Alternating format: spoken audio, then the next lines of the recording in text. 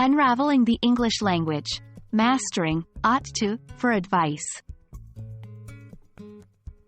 Hello everyone, and welcome back to our English learning journey. Today, we're diving into the intriguing world of modal verbs and specifically focusing on the phrase, ought to, for giving advice. Let's explore together how this useful little phrase can help you sound more natural in your English conversations. In English, ought to is a modal verb phrase that we use to give advice or make recommendations. It carries a similar meaning to should, but is often seen as slightly less forceful. It's a polite way of saying, "This is a good idea," or "This is what is recommended."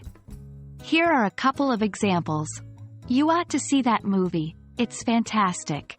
We ought to finish this project today to avoid any last-minute rush. When we're giving positive advice, we often use ought to suggest a course of action that would be beneficial. It's a great way to sound supportive and helpful, instead of commanding or demanding. Let's look at some examples. 1. You ought to eat more fruits and vegetables. They are good for your health. 2. She ought to take a vacation. She's been working very hard.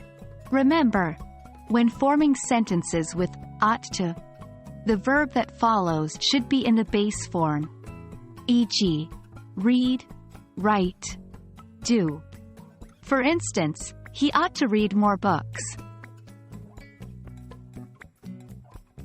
Now, let's practice.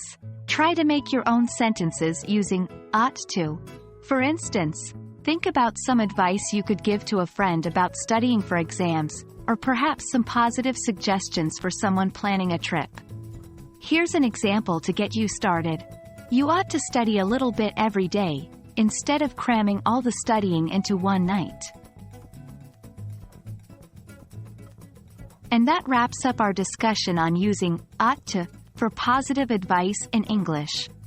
By incorporating this phrase into your daily English, you can add more nuance and naturalness to your conversations.